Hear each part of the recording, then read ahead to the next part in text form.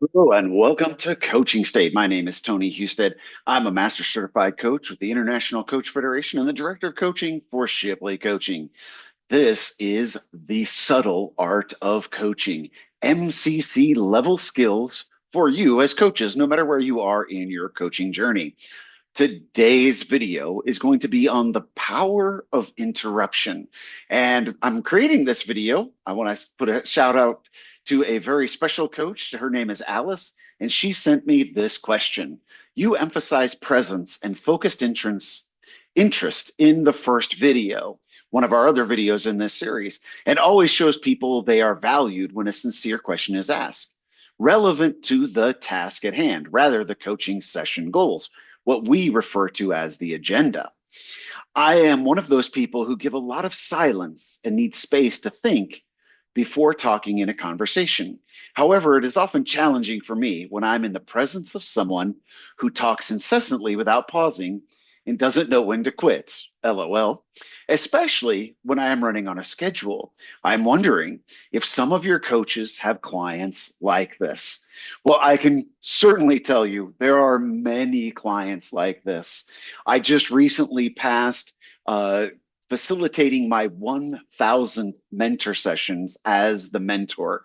And I can tell you, I hear this a lot in clients when coaches send me these recordings. Clients go on and on and on.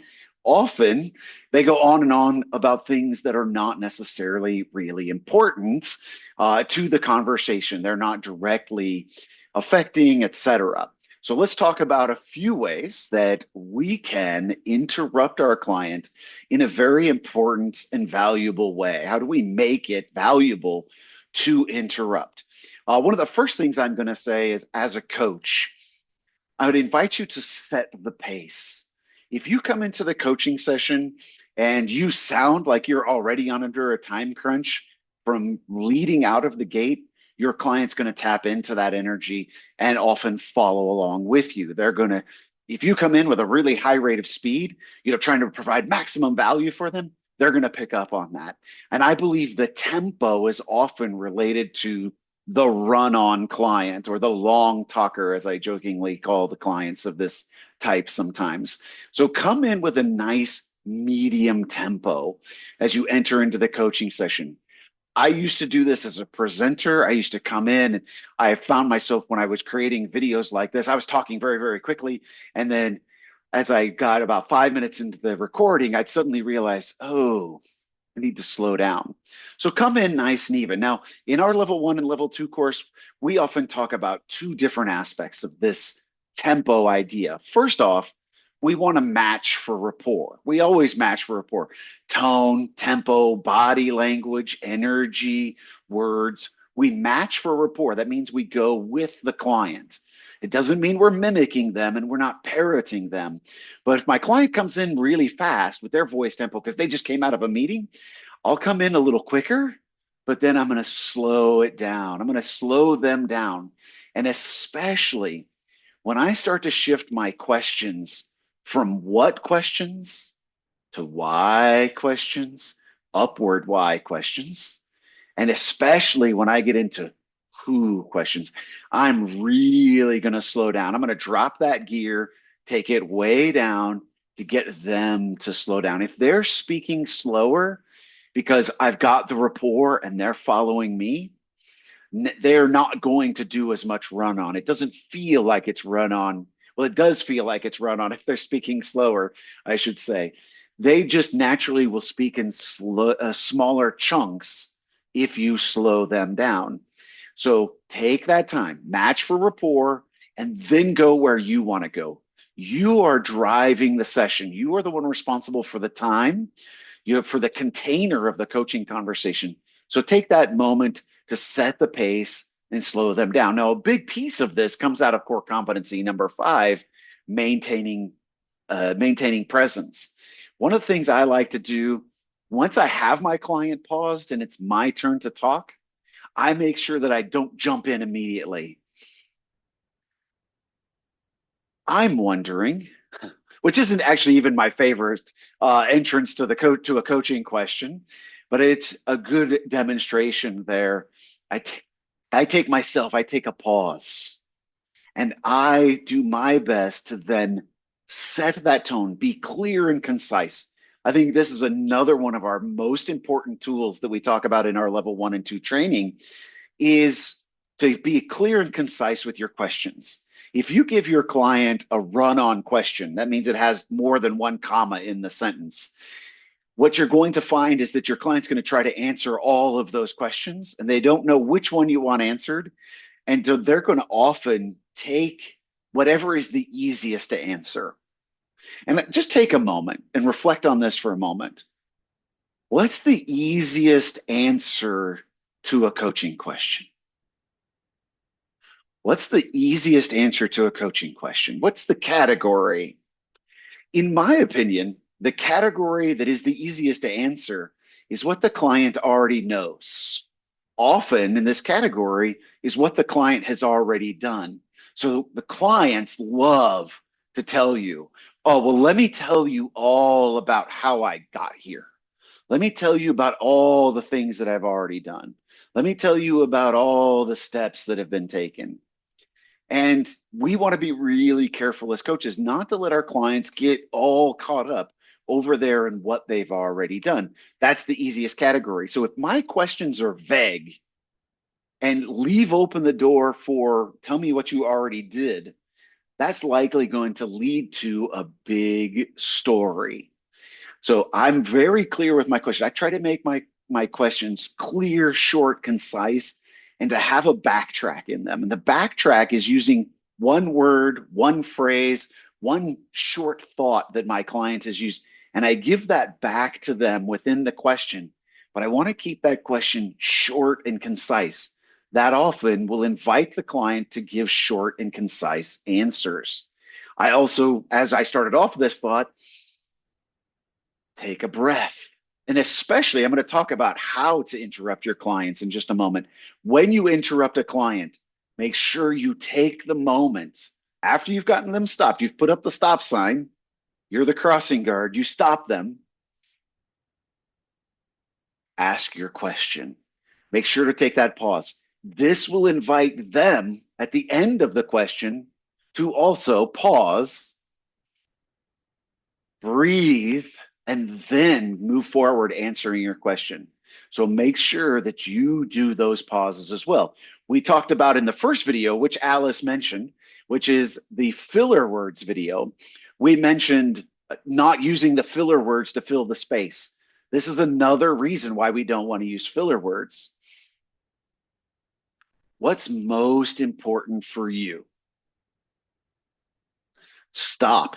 Short, sweet, concise question. What's most important for you in the new position you're seeking? Give space. Set that tone that it's a back and forth. It's a comfortable back and forth versus what's most important for you about this new position you're seeking? And what are you wanting from this position? And what would you need to make sure that this position is the right position for you? Now your client can go anywhere. They're going to go all over the place. Okay. So I really encourage you slow down, breathe, set that pace. Use questions that are more why and who. We also discussed those questions in our other video about coaching the who, not so much the what. So take a look at some of those questions. That makes a big difference as well. Now, when I do get a client who is rambling on, they're speaking, they're sharing from the heart, it's not a bad thing. Remember that behind every behavior is a positive intent. There's a positive intention behind your client sharing and telling you everything. Now, usually, I believe that this is the client wants you to understand. They feel like the coach's understanding is really key. So coaches, be careful. Be careful of asking questions so that I can that open with this, so that I can understand you better. Stay away from the understanding. This may sound a bit like a dichotomy, and I've had a lot of coaches raise eyebrows at me when I say this, but my understanding of the details are not that important. So don't get caught up with explain that to me. Tell me all about that. Describe that to me. Be really careful, especially when you're on the what questions, the what, when, where, and with whom questions, the what actions specifically type of questions. Anything also related to the past, what the client has done to get to this point. In the grow model, often these would be what are called the R, the reality questions. What have you already done? What strategies have you already attempted? What's worked? What hasn't worked? Type of questions. Those often are going to get the client going because they can describe it in great detail because it's already happened. We want to make sure that our coaching is future focused, that it's out into the future, and we're asking questions that move them into that future. That will help get them also to hopefully answer in shorter questions. They won't have as much information on tap. One of my favorite ways to interrupt is with a leverage question. What's most important about what you've just said? What's the biggest thing that you want to take from what you've already done and carry forward into the future? What's the strongest lesson, or what's the biggest lesson you've learned as we move forward into the future on this project and conversation? So use a leverage question. A leverage question is a question that says biggest, most. It uses a superlative as the term in linguistics.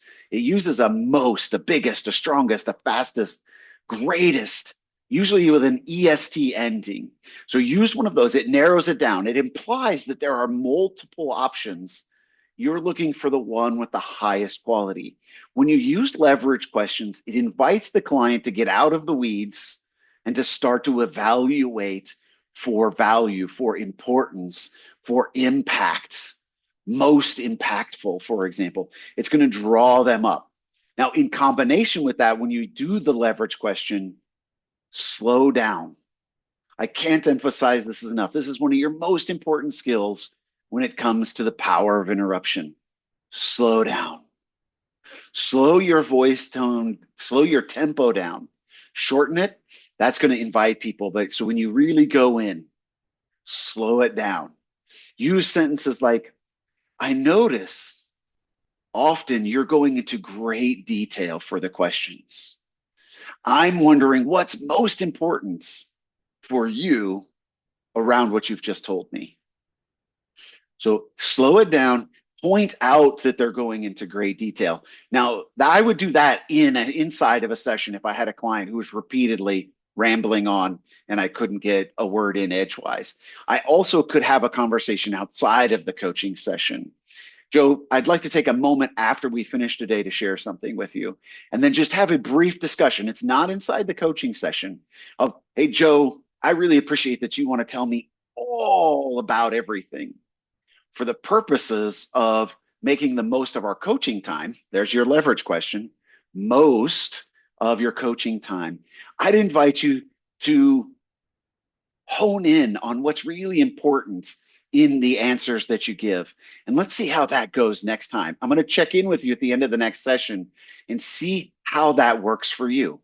Make sure you make a note of it in your session notes to follow up with your client after the next session and see how it goes. Notice what difference is made. Now, so for our next method, one of my favorite methods to getting a long talker to shorten it up is to use a skill that comes from core competency number 3, maintaining our agreements. So every session should have a good agreement. Now, in Shipley Coaching, we describe that as being the agenda for the session, just like an agenda for a meeting. What's the purpose of our being here? Other coaching schools might call this the contract. Some people might call this the outcome, the session outcome, or the session focus. I'm going to use the term agenda. Use whatever term fits best for you. If you have a nice, clear agenda, you've asked it in a closed-ended way. Joe, if we use today's session to build your confidence in public speaking, would that be a great use of our time? It's a closed-ended question, and the client has said yes. What this does is it builds a fence. It puts a container, it puts walls on the container. The coaching session, we are responsible for the container of the coaching session. We set up the boundary, we set up the walls. So when my client starts to go outside of that boundary, They start to ramble on about something that isn't directly relevant, or maybe it is directly relevant, but it's not taking you where you want to go. It's not moving that conversation forward. It's maybe the client just describing what happened to them in the past. You can always come back. Joe, can I pause you for just a second? Which, by the way, that's one of my two of my favorites right together there. First off, saying their name. Joe, a hand gesture. A hand gesture, another great strategy for interrupting somebody, especially on Zoom. If I do this on a Zoom call, the other person is going to stop. They're going to pause. They're going to give me room if they're paying attention. If you say their name, it's like pulling the emergency brake, throwing the parachute out. It's going to get them to pause. Can I pause you for a moment? Throw that in. If you want to be a little bit more polite, maybe you don't have a deep level of rapport where you can just go, Joe,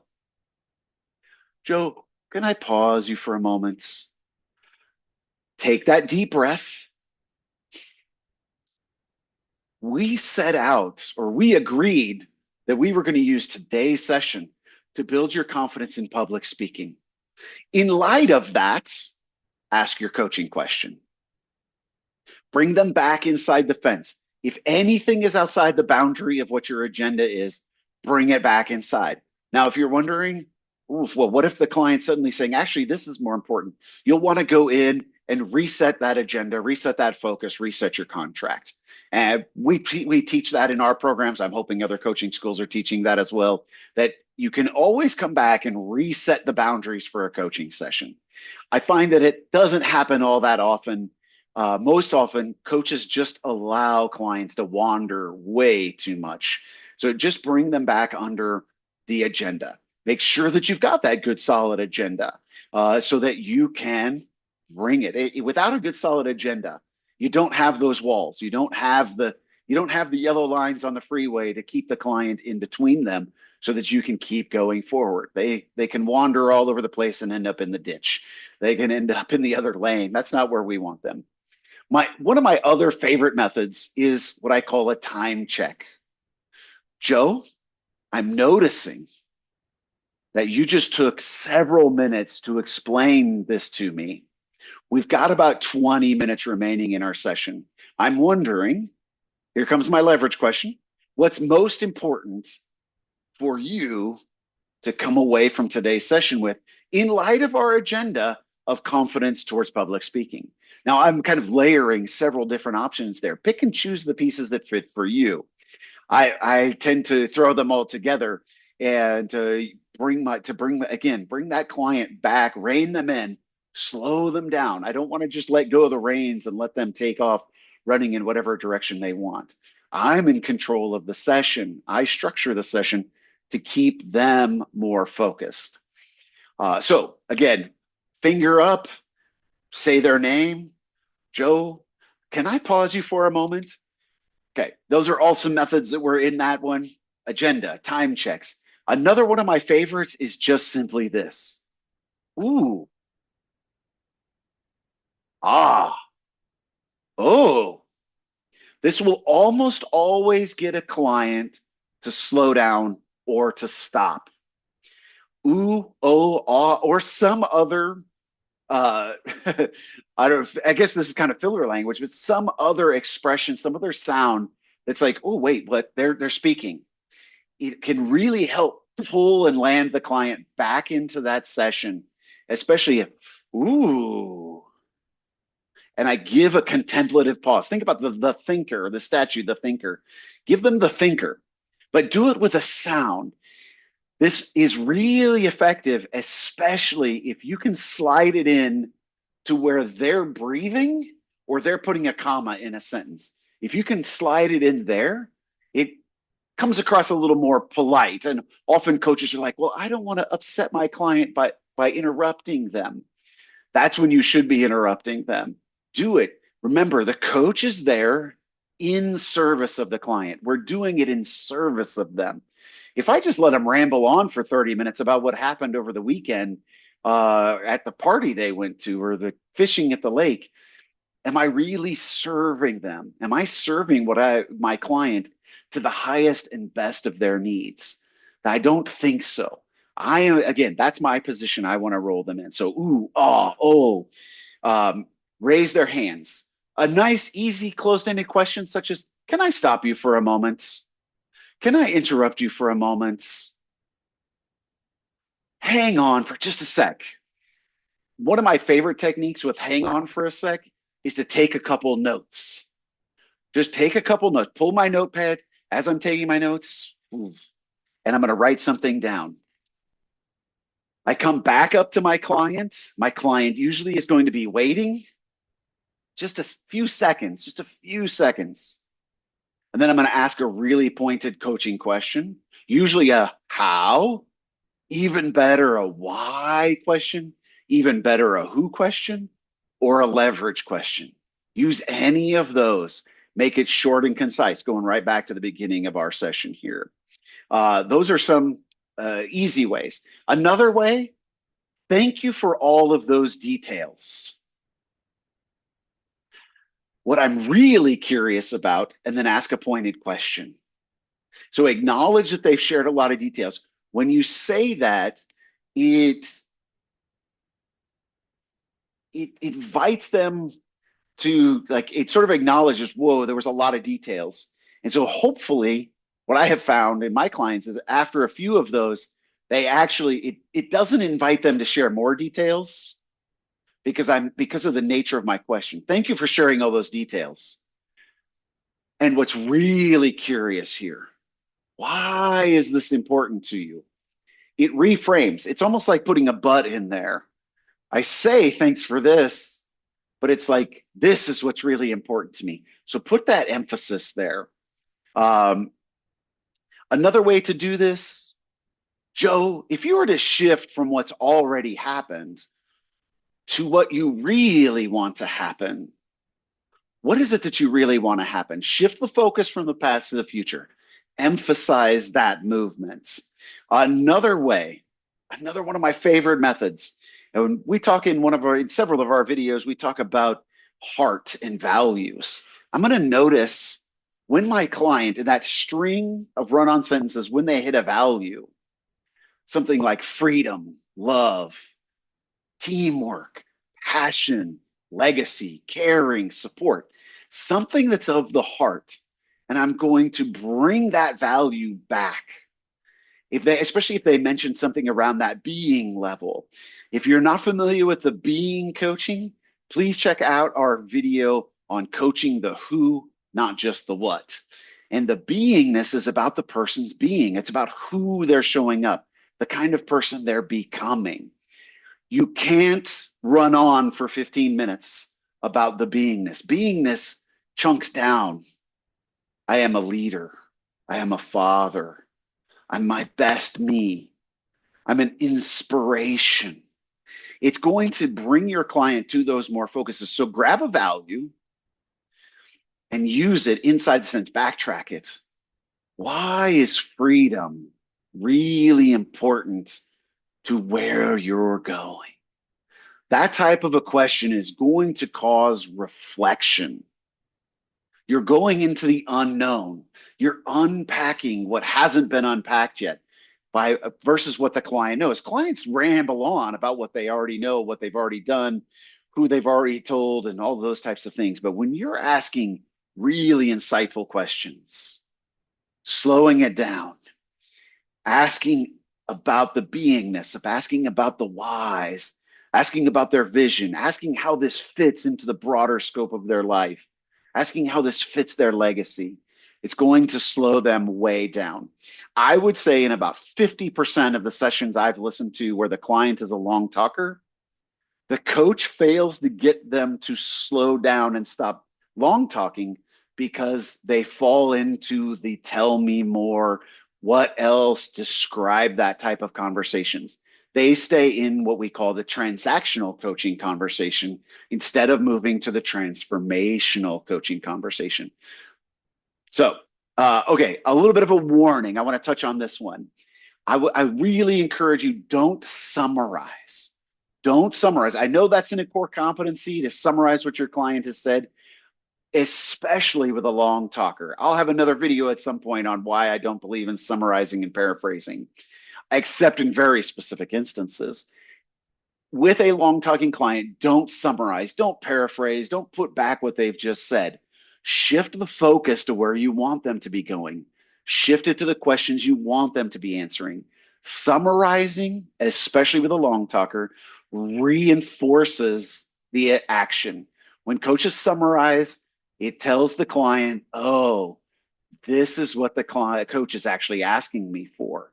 Instead, ask a great question that takes them into the new. So those are a lot of my favorite ways here. I'm really curious, all my coaching friends out there, what's your favorite way to interrupt a client? What's your favorite way to cut in?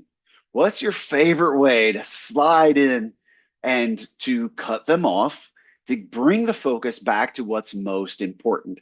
I'd really love to hear some of your favorite methods, and I invite you to drop them down there in the comments so that I can take a look at them. If you've got questions about any of my methods, drop those in the comments below as well. I'd love it if you would like this video, share this video with some of your coaching colleagues, have a discussion around it and see what comes up. And then let me know with some feedback on that. If you're really enjoying my videos, invite you to hit the subscribe button below, and I'll be putting out more videos as often as I can. I look forward to seeing you in our next videos. Thank you so much for your time and have a great rest of your day.